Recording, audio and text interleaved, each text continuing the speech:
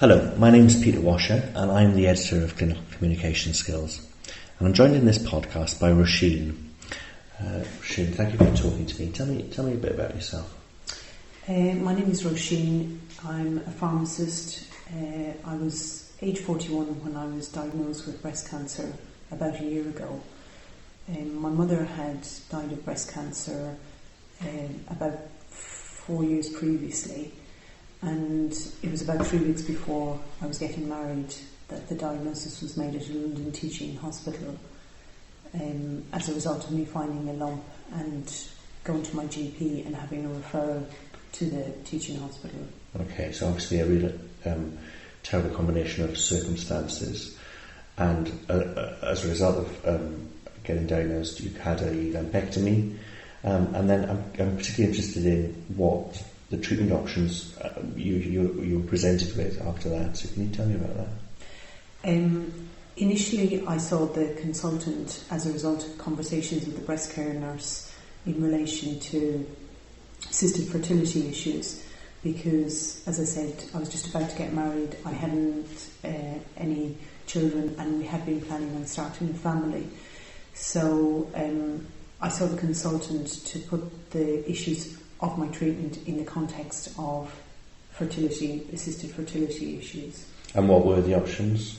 The options offered to me were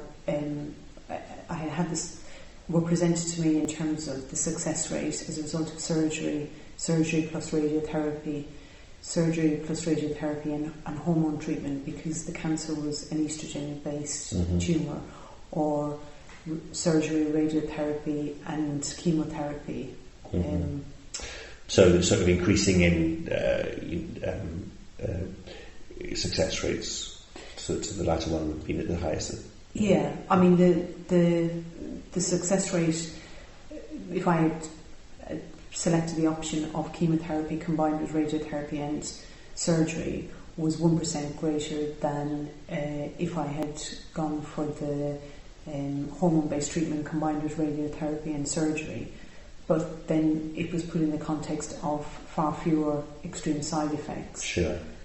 Okay, so did you come away from that consultation with the sense that the doctor and the breast care team were favouring a particular option?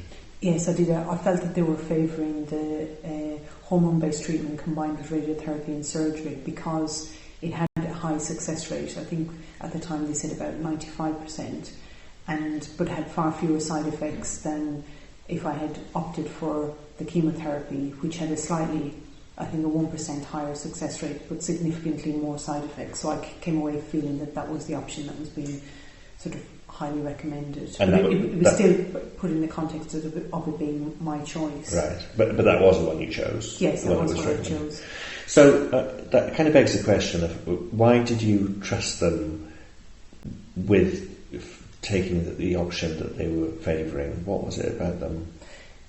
From the start, I mean, from my experience within healthcare and the NHS, I was aware that the outcomes for patients being treated at teaching hospitals are better than non-teaching hospitals. This was a leading London teaching hospital.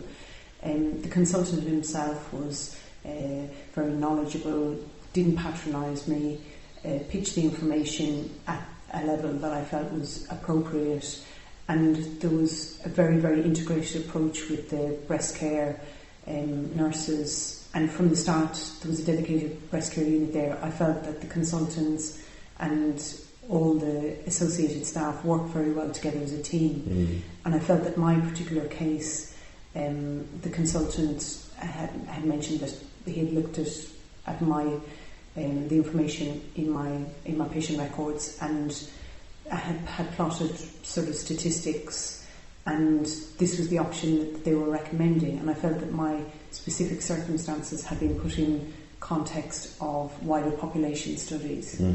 So it's a whole series of things about the institution, the team, the particular individuals within that, and the felt that you were being treated as an individual, but within the whole thing. All of these things were really reassuring enough for you to follow their advice. Yes. Yeah. And one last thing I wanted to ask you about was, because you are a pharmacist, did you feel that the information was pitched the right level for you? Because obviously you're not a lay member of the public. I do, and I think because the reason that I initially saw the consultant for the first time, the oncology consultant, was because the issues around assisted fertility had come up, and there was uncertainty as to whether the high-dose estrogens that would be used as part of the ovarian stimulation would have an impact on the tumour, particularly because there was going to be a gap for the fertility treatment between the surgery and then starting either the radiotherapy or the treatment. So I felt the questions that I was asking pitched the conversation at a level that the consultant then responded, I felt, appropriately with information. Okay, so I mean, you was responding to the questions that you were asking, and that was why the level was right, because you kind of gave them permission to edge it to that level. Right, and I think because the sort of the meeting had been set up by the breast care nurse specifically to answer these queries, and I felt that any of the questions that I came up with, he was able to provide what I felt were informed answers and confident responses. Okay, that's great. Thank you very much for that. It's a pleasure.